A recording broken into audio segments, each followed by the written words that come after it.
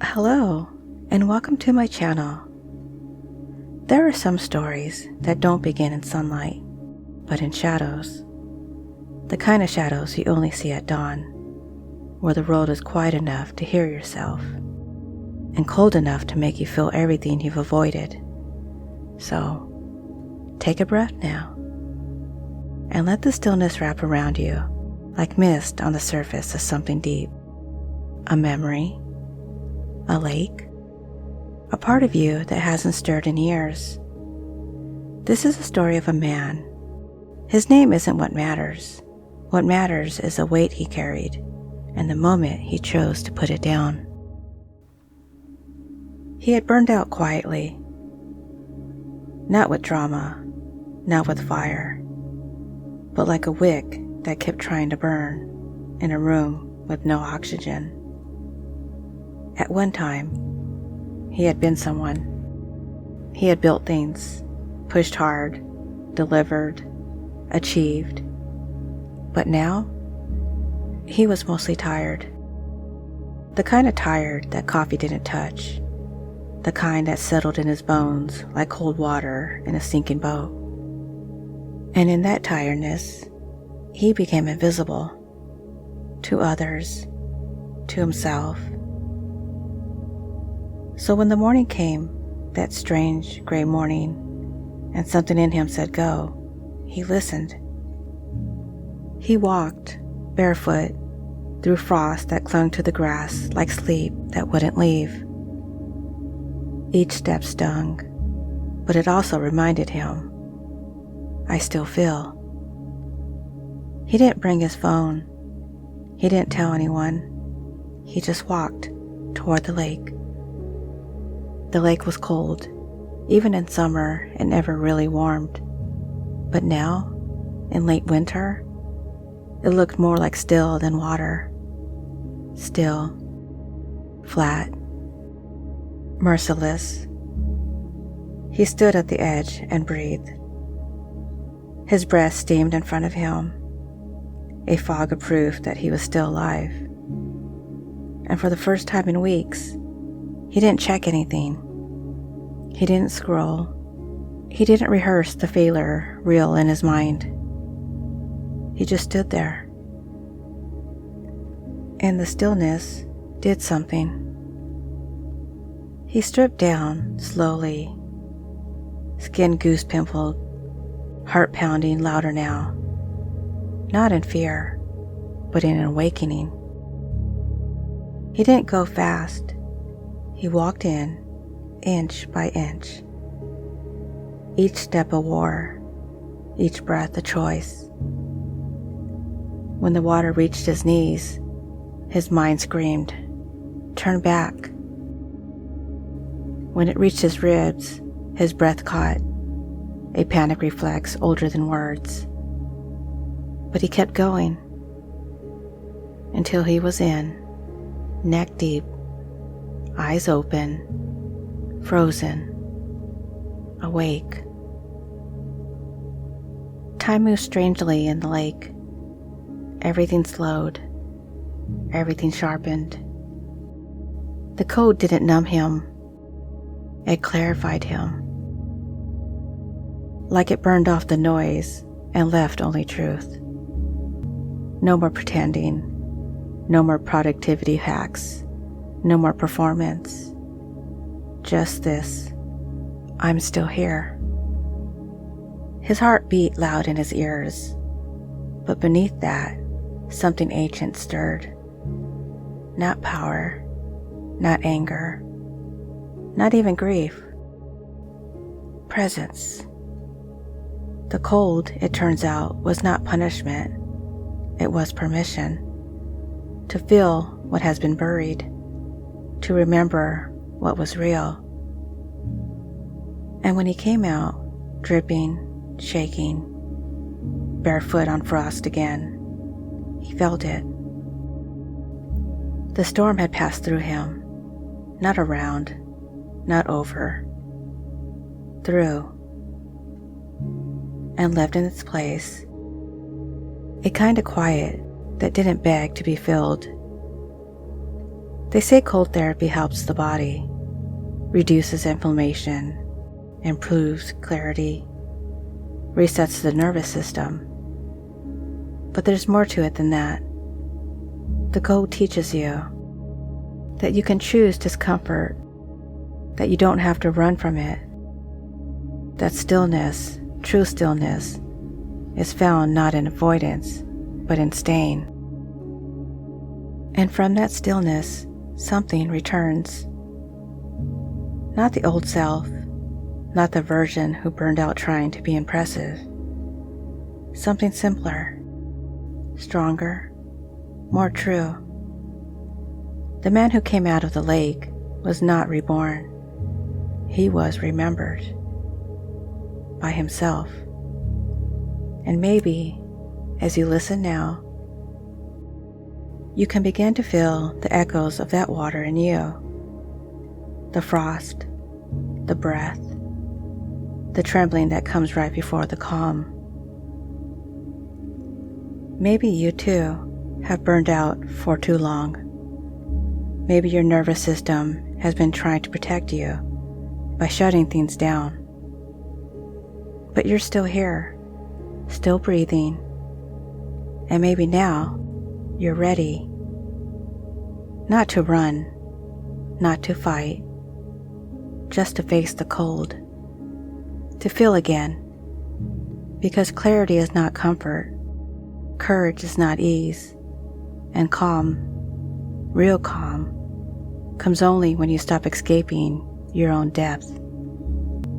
So, take a breath now, deeper than the last one. Let the frost settle in, and feel the power that lives underneath stillness. If this story awakens something in you, a memory of strength you had forgot you had, I invite you to subscribe, where the courage to face discomfort becomes the path to peace. And if you're ready for your own custom hypnotic story, crafted for your journey through fire, cold, or healing, email me at Rhonda's Hypnotic Stories, that's Rhonda without an H, at gmail.com. I'll be here when you're ready to feel again. Hypnotic Induction, the cold lake. You've arrived, and even if it's only for this moment, you've stepped away from everything that pulls at you. Let yourself settle now, not into comfort, but into presence. Because this isn't the kind of peace that you earn by escaping. It's the kind you find by staying, by turning toward the cold and letting it show you what's real. So go ahead now and take a breath, the kind that goes all the way down. And as you exhale, feel something old begin to loosen. You don't have to fix anything right now. You don't have to perform. This is not a test. It's a return. In your mind's eye, imagine yourself at the edge of a lake. It is early, before voices, before to-do list, before sunlight softens the frost. It's just you and the cold and the breath that moves like steam in front of your lips. Feel your bare feet press against the earth, the sting of frost beneath your toes, the way your skin wakes up before your thoughts do. And as you stand there, let the chill settle into your awareness, not as a threat, but as a truth. Because cold doesn't lie, it simply reveals. Begin walking now, slowly, barefoot, toward the water. With each step, you leave something behind.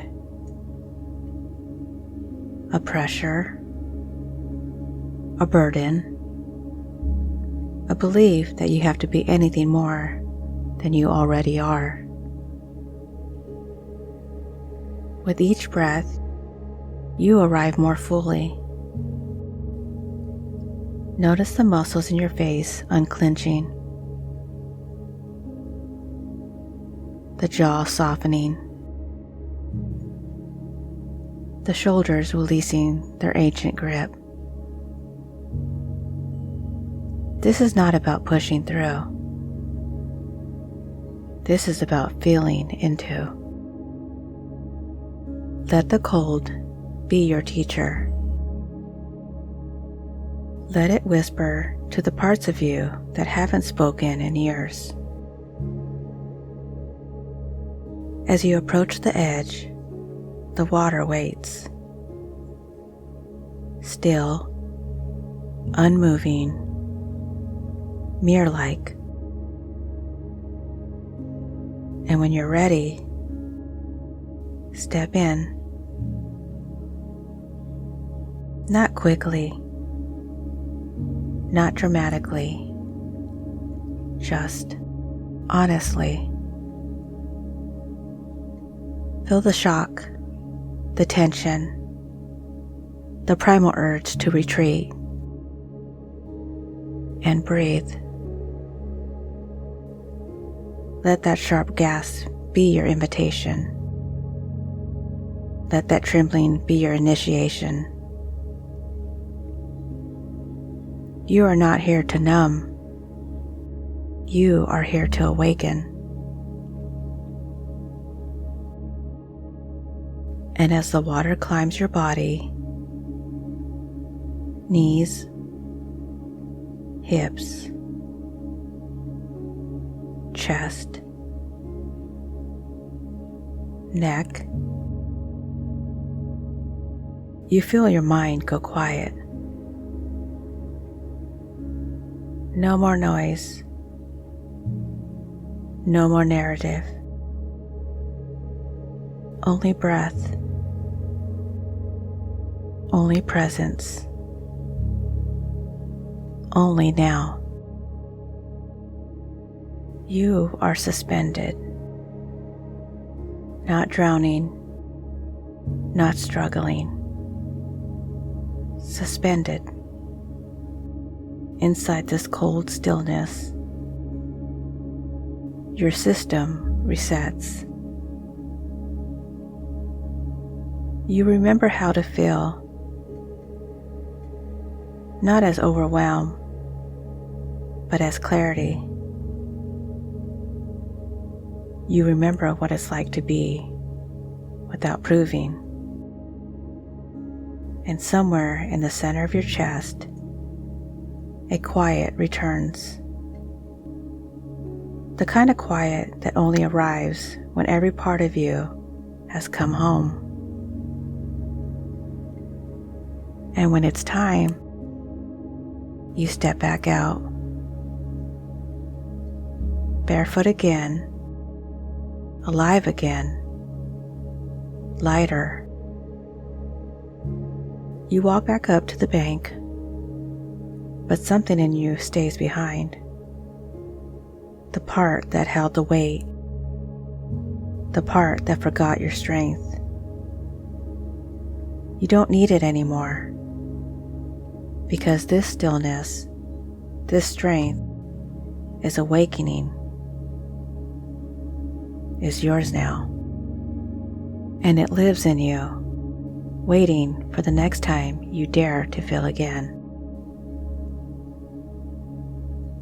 Now take a breath, deeper now. Let it fill every space that once held tension. You are safe.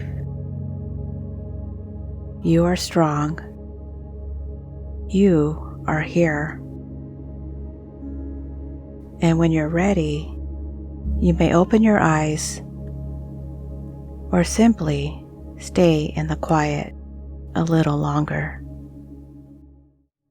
So here are the key meanings to the story. Number 1, voluntary discomfort equals clarity, not chaos. Core meaning. Entering the freezing lake symbolizes choosing discomfort on purpose, not to suffer, but to wake up. It's about stepping out of emotional numbness or burnout and saying, I want to feel again. Why it matters? Most people avoid pain or discomfort, associating it with danger, but this story reframes voluntary discomfort, like cold exposure, as a reset switch, a way to disrupt autopilot and invite presence back into the body and mind. Number 2, the cold as a mirror. Core meaning? The lake's coldness reflects back the truth of the moment. There's no room for pretense, performance, or inner noise. Cold strips everything to the essentials. Why it matters? Discomfort forces the man into full awareness. In the absence of digital input, overthinking, and multitasking, he rediscovers the strength that's been buried beneath burnout and distraction. Number 3, somatic awakening.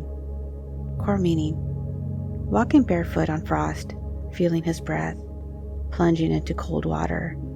This is somatic therapy in metaphor. His body becomes the access point to change, rather than his mind. Why it matters? Burnout lives in the body, not just the calendar.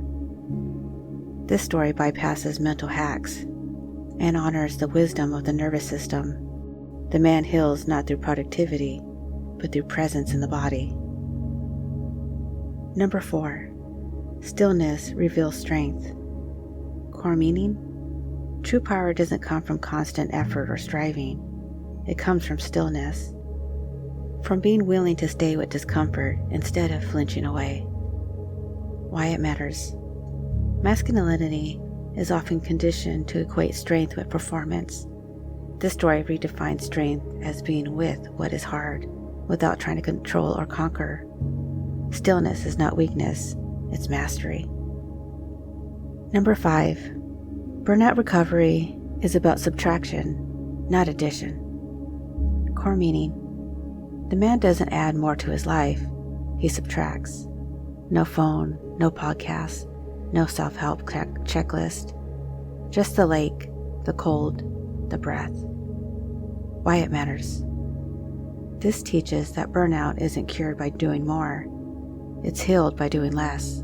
Stillness, silence, discomfort, breath. These become the healing agents. Number 6, emotional reset equals nervous system reset. Core meaning. The man doesn't change through thinking. He changes through feeling, through cold that shocks his body back to presence. Why it matters. The cold becomes a metaphor for any moment in life when you finally stop running, stop numbing, and just be with yourself. That's when healing begins. Number 7, remembering instead of reinventing. Core meaning. He doesn't become a new man. He remembers the man he already was. Why it matters. This isn't about reclaiming self-trust, aliveness, and clarity that were never gone, just covered by noise, failure, and fatigue. The cold strips it away. And again, I want to thank you for listening. And remember, strength in you never left. It only went quiet. Stillness doesn't mean weakness. It means you stop running from yourself. If you felt something shift inside you, please subscribe. And if you're interested in a personalized story made for your journey, email me at rhondashypnoticstories@gmail.com. And that's a Rhonda without an H. Until next time, be well.